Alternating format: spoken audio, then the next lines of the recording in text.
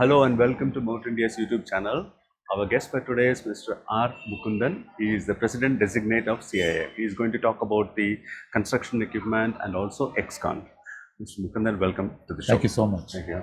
So, what the construction equipment industry per se depends upon the economy.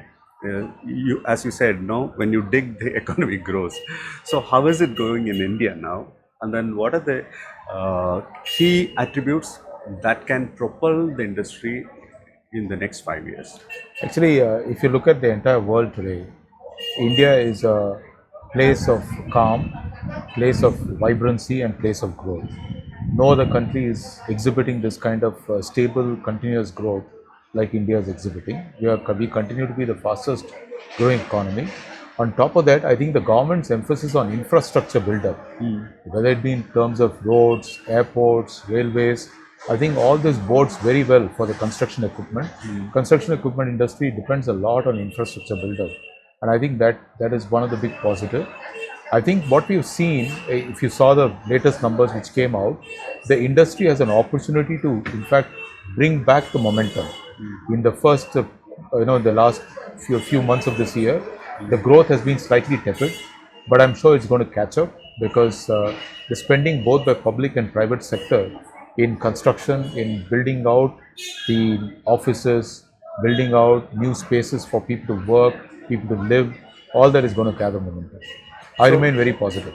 Okay, so the infrastructure growth will certainly propel, the allied segments. Like for example, the trucking, even the roadside dabas. To that extent, it is going to. So, is India in the right path to catching up with the world in terms of infrastructure development, or what needs to be done? So we've done a lot. If you look at the quality of Indian infrastructure today, it ranks amongst the best in the world. If you look at our airports, if you look at our roads, which have recently come up, they are second to none. But what we need is more quantity. Because for the kind of scale and size of this company, both in terms of the size, physical size, as well as the population, the density of automobile, the density of vehicles, the density of people, I think we need a lot more of the infrastructure to build out to happen, and also a lot more of peripheral planning to come in place. For example, when you build a metro, do you provide the last mile connectivity from metro station to the various residential or office spaces? I've been thinking through that. Is something we need to do. I think India is very well positioned, but I hope that our cities, our municipalities, and our state and city governments, they think about, because this is not really a central issue. It is now at the state and municipality level issue. They can devote their time into building out and making sure what is already done goes to even higher standard of ease of living. Okay, so from the technology standpoint, are we at par with the Western world?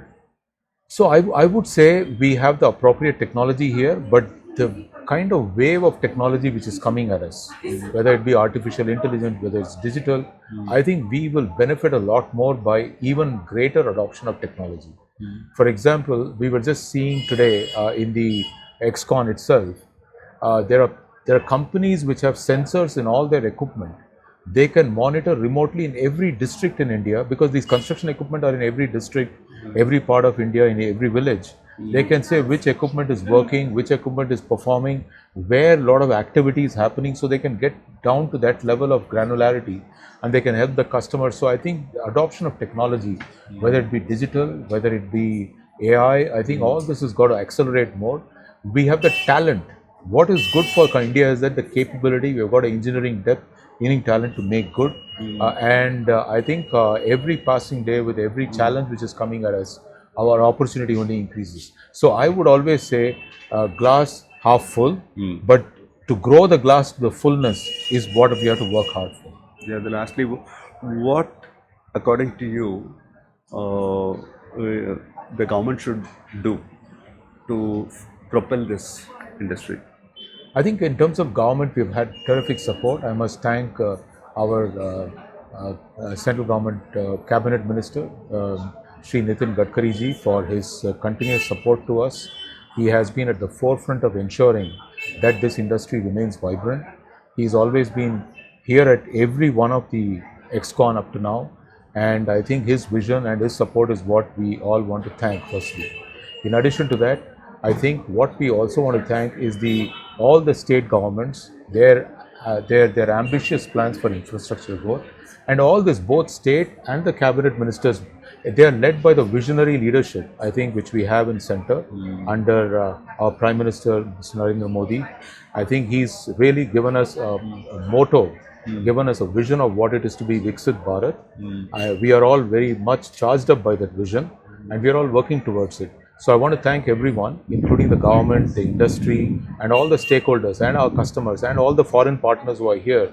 This is the biggest partnership exhibition we have, where the foreign participation has been the highest, both in terms of the space given and also number of exhibitors. That tells you the confidence which world has in India's capability, India's future, and India's growth.